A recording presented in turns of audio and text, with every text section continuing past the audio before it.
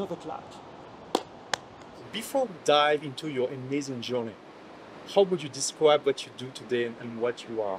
I help online entrepreneurs scale from 0 to 7 figures in shortest amount of time possible. The people I've helped, many of them have been able to scale to $1 million within 4 years.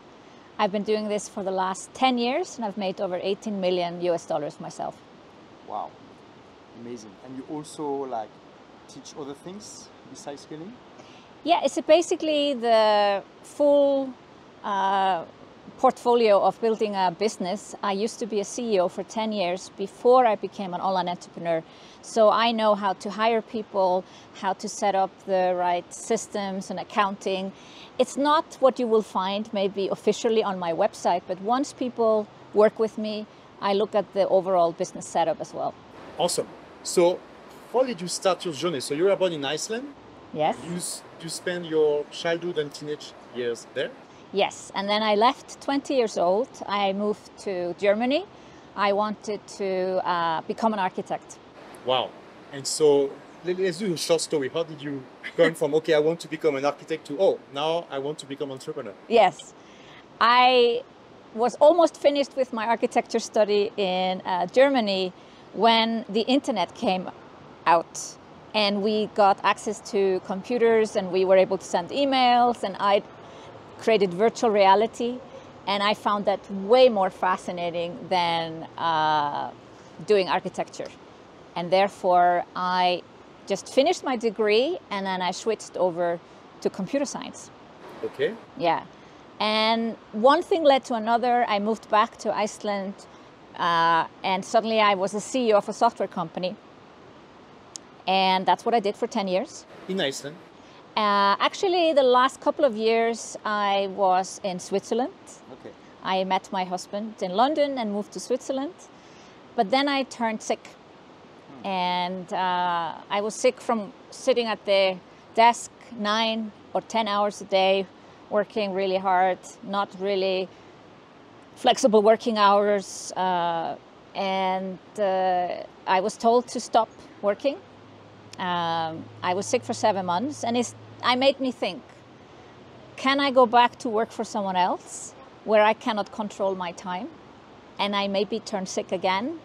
And so I decided I had to do something about it. And I don't wish this on anybody. I don't wish anyone to become sick, but I do think there's a moment in life for all of us who want to be entrepreneurs where it says, this is it, now I'm not going back. And I lost my job because I was sick, went to the unemployment office, and they said, you're unemployable. Why? Because I had too many degrees. I studied architecture, computer science, business. I had been a CEO very young. I was not in a box, you know. I didn't have a clear CV, and therefore they suggested that I start my own business, and I'm like, what a great idea! I was thinking the same thing. Okay. Yeah. But you were a CEO of a software company before, right? Yeah. So it was almost being an entrepreneur, Yes. except you didn't create the business, but you did manage the business day to day. Correct. You had to set up a strategy.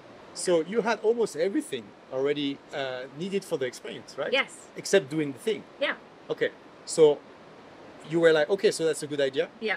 And you started the company. And then I started, but I lost about 18 months thinking what this idea could be. And I was hoping that if I would go for a walk, beautiful path like behind us, or I would take a shower, or I don't know, go on holiday, I would magically find it out. But I can assure you, the perfect business idea does not fall from the sky. I was waiting for it. It did not happen. And at some point I got so frustrated with myself that I eventually just started. And it's better to start with some idea, even if it's not perfect, than keep on waiting Absolutely. for the perfect idea, which will never come. Yeah. And so what did you create? So first I created a course on how to find your true passion and the right business idea. And I did a lot of different things. Probably the first 9 months, I was doing what I call spaghetti marketing, which is you try all these different things, you have no strategy. So I thought, and you also said, oh, you were a CEO for 10 years. I thought I didn't need any help. I thought I could do it all on my own. I watched some free webinars, some free challenges, and I thought, oh, I see what they're doing. I can do this. No. After 9 months of spaghetti marketing, I finally hired a coach. And that's when I invested $5,000, which was a huge amount of money 10 years ago, and still is today. But I was like, I need help. And I was able to turn that around into $55,000 in 90 days. So I think wow, that paid off. So $5,000 of investment, 55K of revenue or income? Yeah. Okay, in 1 month? In 90 days. 90 days, wow, so it's pretty good. Yeah. So, but what were you selling? Well, I wanted to learn how to launch. I love launching. Most of my money I've made with launches in the last 10 years. But the first launch, I had to learn it like everybody else. And so wait, we're speaking about a launch like in the product launch formula, which is basically a methodology to sell like a product. It's like 1 week of pre-launch and 1 week of launch. And the goal is to make people excited about the product, it's like and also to give a lot of value. It's a marketing campaign, and you make people excited, and then when you open doors, they want to buy, and then you close doors, so there's a sense of urgency to join a program. And I wanted to learn this because I had seen people do it, and I knew I would like it. And so I hired a coach for this, but my launch failed. But what were you selling? I was selling a course on how to set up all your launch tech. So because I had not launched myself yet, the only thing I could actually sell was, I can sell you all the systems behind it, but not actually the strategy yet. Not yet.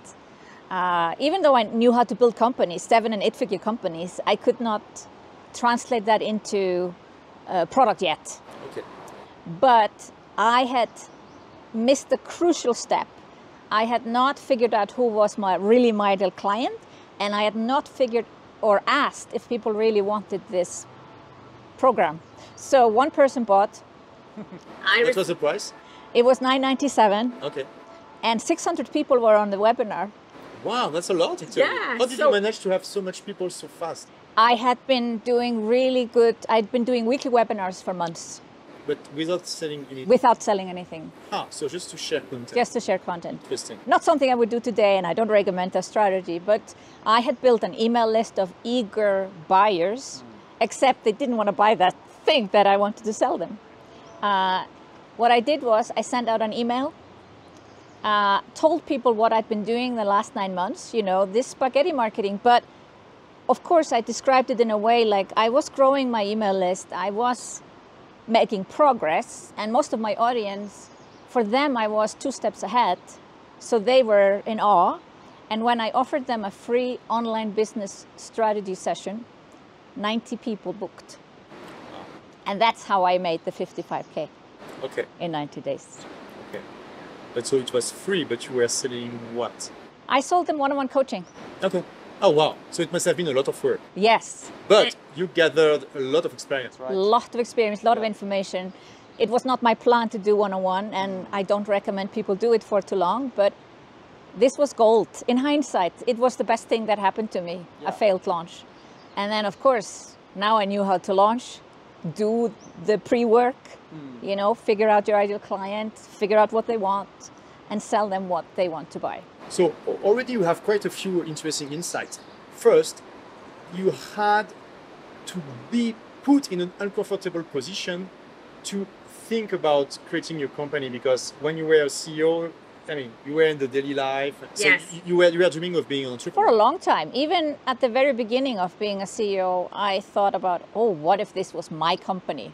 Right. So you need to be put in an uncomfortable position. And maybe, for some people, if you're in a too much comfortable position, it's like what I call in French pantoufle en ciment, meaning like shoes of concrete. Yeah. They are comfortable but very heavy, and so you need like kind of a kick in the butt to be able to break out of these concrete shoes. So that's what happened to you. Yeah. Then you did a common mistake, which was to overthink the project. Another common mistake is to rush. Yeah. So I think it's better. I mean, it depends. But if you rush too much, you can also hit a wall, right? Yeah. But I mean, at some point you realize I was wasting time. You were not getting anywhere, No. and so you decided to do Start something. with Yeah. something. And third very interesting insight is like your first launch was a failure, and it didn't matter. It was actually very interesting, and so it's the same thing, guys. Don't wait until you have the perfect plan, because who cares about the perfect plan? Anyway, you can have the best plan in the world. You're never going to follow it completely when you know the shit hit the fan, as I say in English, right? Absolutely. Like no battle plan survive the war or the battle. Yeah. You know, it's like it's not possible. You need to adapt. And fourth, coaching. I always tell you guys, coaching is absolutely not the end goal, because the goal is to stop exchanging your time for your money. Yeah. But to start, it's amazing because you can an amazing experience. Yeah. You really understand very well what are the problems of your customers, and I mean they are paying you. Yeah. So it's not like you're not in a virtual reality. People are paying you so you can help solve them real problems, and it gives you like it's like doing market research and be paid for it. Yeah. Right? So okay, so the launch was a failure, but the coaching was a success. Yeah. So what did you do next? Well, I was able to go to almost 6 figures in 12 months, despite wasting 9 months on, spaghetti marketing. And I got a little bit like, I found the ambition and the drive. This is going to work. I saw it was going to work. So then my next step was group coaching, because when I went into all of this, I knew I didn't want to sell my time. So selling my time was just like a step to get to the next step. And the next thing was group coaching. And I did a couple of mistakes there. I would do like a 21-day challenge, and then I made 1 or 2 posts or 2-3 emails, and people didn't buy, because there wasn't this launch strategy and deadline. And so after doing a couple of these mistakes, I realized what I was doing. I was able to sell out a group coaching program. It was in July. I was traveling in Iceland on my summer holiday with my stepsons. And in the evening, again, I was a bit frustrated with myself. I think that's a common theme. And I wrote the sales page for a group coaching program, which I had seen that people wanted. By this time, I had a Facebook group, so I could also listen in what were people's pain points. So you don't always need to do a survey. You can also just watch what people are saying. And the program sold out. And from there, I went all in on group coaching programs. So I doubled my revenue 3 years in a row and started to scale down the one-on-one. And then we came to year 4. Will you share the approximate numbers of the first Yeah, one? so the first year was $72,000. The second year, $164,000. The third year, $340,000. So I felt like, I Wow, had you had real momentum. Yeah. and then something grabbed me in the year 4. This is the year I'm going to make $1 million. I was going to triple my revenue. I did not know how, but I made a flip chart in my office, like, this is what I'm going to sell. And I wrote an email to my whole list telling them that this was the year I was going to do it. And I got a lot of positive feedback. It was like I was taking people on this journey with me. I was not going to do it alone. I was going to do it with them. So I had big plans. I was going to do my first live event. I was going to start my podcast. I had things going. But by August, I checked my numbers, and I do check my numbers regularly, but then I had a wake-up call that I only was at 340,000. And I said, how am I in 4 months going to make 660? This sounds impossible. But then I took my notebook and I started to write down all the programs I could still sell. I had a launch coming up. I had a live event coming up. I had a few things going for me that I knew I could turn into revenue. I also had a retreat the coming year. Maybe I can pre-sell some spots. I started to be very creative. And that's the cool thing when you have an aspirational goal. You get way more creative if the goal is smaller. And I worked definitely very hard those 4 months. And it was so exciting the last days before end of the year. I was literally coming up with new products just to try to make more money. Awesome. And 5 minutes before midnight, I made $1 million. Before midnight, the 31st of December. Yes. Woo! Amazing. Yeah. That's impressive. The power of vision and execution. Yeah. Really cool. Yeah. So 4th year, $1 million. Yeah. Okay. So what did you do then? First, how did you celebrate? Well, I had bought a perfume that it's called the $1 million perfume. Oh, really? This still exists. Okay. And I had it in the box. And I opened it up live in front of my audience. Oh, okay. Oh, you shared to your audience, I did $1 million. Yeah, yes. Okay. And I opened up the box with the perfume. It was actually a perfume for men. Okay. But it doesn't matter. Yeah. It was about the symbolic nature of the perfume. Yeah. And that was one thing. But then I had always wanted a nice bag.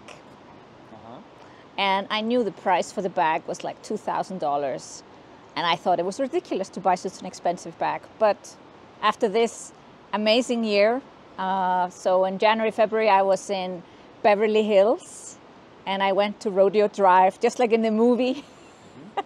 And I walked into the Prada store and said, do you have a red bag? So I bought a red Prada bag as a prize Gift for me, to yourself. as a gift to myself. Yeah, okay. And before we talk about the next years, something very interesting that we didn't talk about. In what language do you do your programs? Everything is in English. Okay. And to who do you sell mostly? I thought when I started my business that my audience would be native English speakers like UK, US, Canada, Australia, New Zealand. But turns out, because I am not English, I am from Iceland, people like to do business with me from other countries. So my biggest audience is actually from Germany. Many are from Poland, Czech Republic, all over Europe, really. Yes, I also have people from Iceland, but I never focus specifically on Iceland. It's a small country. But so most of my audience is Central Europe, to my surprise. Which is, I mean, incredible. Yeah. So how do they discover you? Well, I use heavily Facebook ads. Okay. So it means at the start, we are doing Facebook ads for the whole Europe and the US and Canada. Yes. And basically you analyze the numbers and just decided to only stick with what was making sense. Yeah, ultimately after you've made the first sales, you can focus on the countries that actually respond the best. So in the beginning, my email list was half US, half Europe. But who was buying? Europe.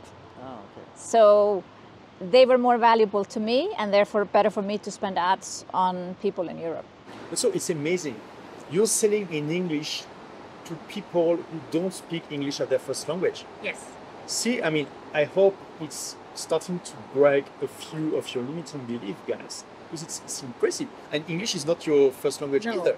No. I mean, your first language is Icelandic. Icelandic, and then I learned German, and then English. Yeah.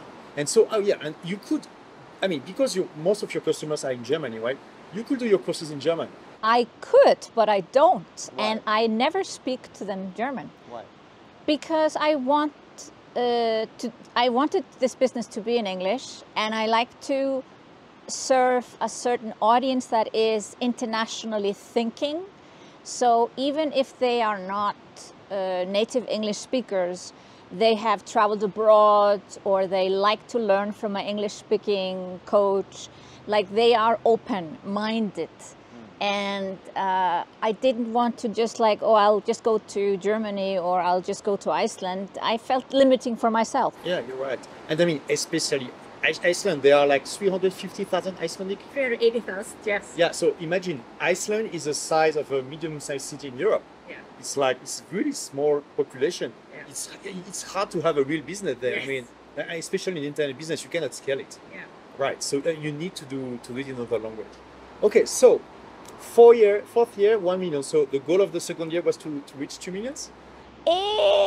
I thought about it, but I realized the bigger the number they get, it slows down a bit, the growth. I was able to go to 1.5 in my 5th year, and then it went to 2 million, and then 2.5 5, I think. And then I had a little dip in 2022, like 100 or 200,000 less. But last year it was 3 million. So overall, it's been now 18 million US dollars. Wow, amazing. What a journey, right? Yes, it's unbelievable. I would not have imagined this 10 years ago. My only goal then was to replace my previous salary. Like, if I would earn 6 figures, I felt like I would be on top of the world. That was my only goal.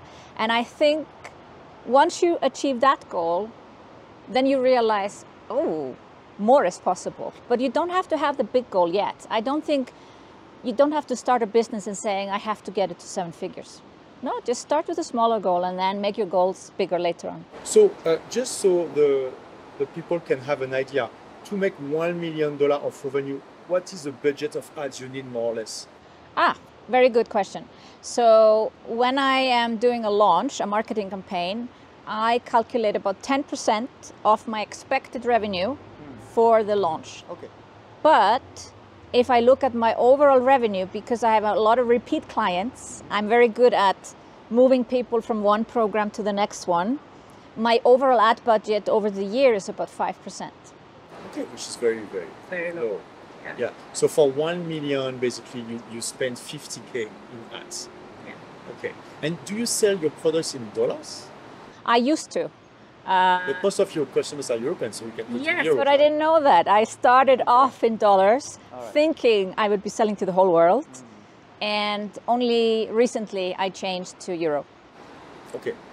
But I am based in Switzerland. My business is based in Switzerland. So you need to convert everything. So it doesn't matter if I'm charging dollars or euro. At the end of the day, You need to convert in francs Suisse. Yes. And now one of your specialties to help people scale their business, and mostly women, you have mostly women entrepreneurs, but I mean, anyone can use the tips to scale, right? Yes, It doesn't yes. matter. So first, what would you be your advice for people who are watching? And I mean, they are still here, so they are interested, right? Yeah. That who want to create a business, maybe they have an idea, but maybe they are afraid to start, or they don't know exactly what are the next step. What would be your first advice? Well, first thing is to figure out what you approximately like doing.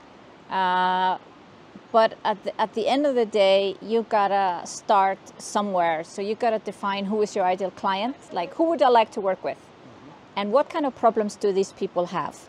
So instead of just always focusing what do I like doing, ultimately someone needs to be paying you, and you need to find people that are willing to pay for that thing. So it's creating a special overview where you bring all these things together, and of course I can share about that more when we meet in Paris. Oh, great! And okay, you will have a whole talk about how to scale your business from zero. From zero. How to start and how to make it reach at least 1 million euros of revenue per year. Yeah. But okay, give us a few advice just to The first thing is really understanding that you are selling to a human being, and this person has problems, they have fears, they've tried things that didn't work out, there's something that they want to achieve, they have visions, they have goals, and seeing how you could help them. That's the very start for everyone. And this is unfortunately a step that many skip. I did it too. I skipped it. I went into my first launch thinking I could just sell something, and I had not spent the time on really figuring out who do I want to work with and what do I want to sell them. And you don't need to know this exactly. Yeah, but it's important. Yeah. You just start, and it's a little bit like doing a thesis in university. You have a hypothesis. You say, I think this is my ideal client. I think this is the problem I want to solve. But then we take the next steps to figure out what exactly that is. At the event, we'll do like a small workshop to help you define your avatar, your ideal customer. Yeah. Because, I mean, everything in life is better when you serve your ideal customers. You're more happy, you're more productive, you're more motivated, and you make more money. And I mean, everyone is happy. So it's really the goal, There is a book in French. I think the title is Pas de connard dans l'entreprise, so no hassle in the company or something like that. Like if you find a hassle in your employees or in your customers, you just fire him immediately. That's the goal. I'm not saying you should do that all the time, especially not when you're starting, but that's the goal. Okay, what else? Well, the next step is, of course, once we have understood the problem, we want to come up with a program. And of course, I don't want people to sell their time. We may start there. We may, you know, the minimum I would say is 3 clients.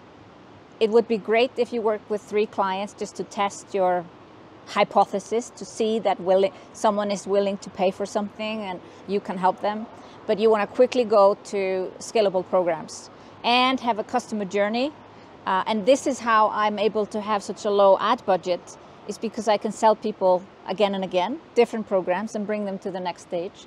And so I want to go through, during my talk, on how you actually create those programs, make them irresistible for your clients, and how you make sure you can sell them the next thing and the next thing, because this, it's called lifetime value. The higher the lifetime value is, the more easier it is to run your business.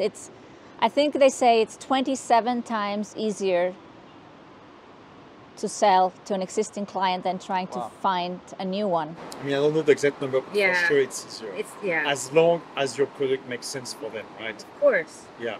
So yeah, to have a catalog of products is very important. Yes. Oh, I can't wait to learn us about that. It will be very interesting. Yeah. So any other tip you can share with our audience of intelligent rebels? Well, it's not enough to have the ideal client and know their problem and create all these programs. You got to sell them. And there's where the secret sauce of launching comes in. And launches don't need to be huge. You know, you probably heard about someone doing $1 million launch or $2 million launch, but a launch can always also be selling something for, you know, 10,000 euro or 20,000 euro, but you're selling to a lot of people in a short amount of time. And there are lots of tools and tricks to it, especially now in this year where things have changed a bit. And so therefore I want to share a few secret tips on how you can sell your products more easily, faster, and with more fun. Donc voilà, merci d'avoir regardé cette interview. Donc si vous êtes toujours là, c'est probablement que ça vous a intéressé, peut-être même passionné. Donc venez nous retrouver, non seulement Sigrun et moi, mais aussi des centaines de rebelles intelligents, créateurs d'entreprises et entrepreneurs comme vous, à l'événement Travailler moins pour gagner plus. Je vous ai mis le lien là juste en dessous de la vidéo. Vous voyez, c'est un événement de 3 jours de folie au Grand Rex, qui est un lieu mythique en plein cœur de Paris. Ça a lieu le 20, 21 et 22 septembre 2024. Ça va être 3 jours de folie, ça va être incroyable. J'ai hâte de vous y retrouver. Ciao, ciao.